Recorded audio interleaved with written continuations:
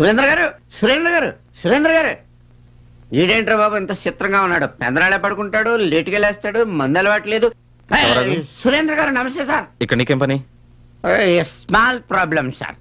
మందు కొట్టడానికి డబ్బులు కావాలా? డబ్బేంటి సార్, కట్నం అడ్వాన్స్ ఇచ్చారు, డౌరీ. కట్నమా? కట్నం ఏంటి? అదే సార్, కింద ఫ్లాట్ నెంబర్ 402 ఉంది కదా, అదేనండి. నారాయణ గారు చుట్టాలమ్మాయి సావిత్రి లేదా, దానికి నాకు పెళ్లి కుదిరింది. సావిత్రితో నీకు పెళ్ళా?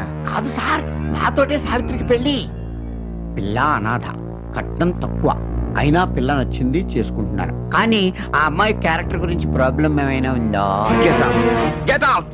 అదేంటి సార్, నా క్యారెక్టర్ బంగారం, నేను చేసుకునే పిల్ల క్యారెక్టర్ కనీసం వెండిలాగన్నా ఉండాలి కదా. అందుకని ఆ పిల్ల క్యారెక్టర్ గురించి మీకేమన్నా అవగాహన ఉందేమో తెలుసుకుందామని. నువ్వు సావిత్రి క్యారెక్టర్ గురించి ఆరా తీయడానికి వచ్చావా?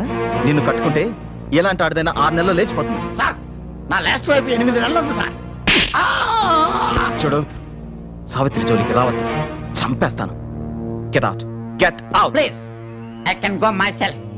పోరా బయటికి. ఇదేంటి, అమ్మాయి ప్రాబ్లం ఏమో వస్తే ఈడో ప్రాబ్లం అయిపోయాడు మనకి.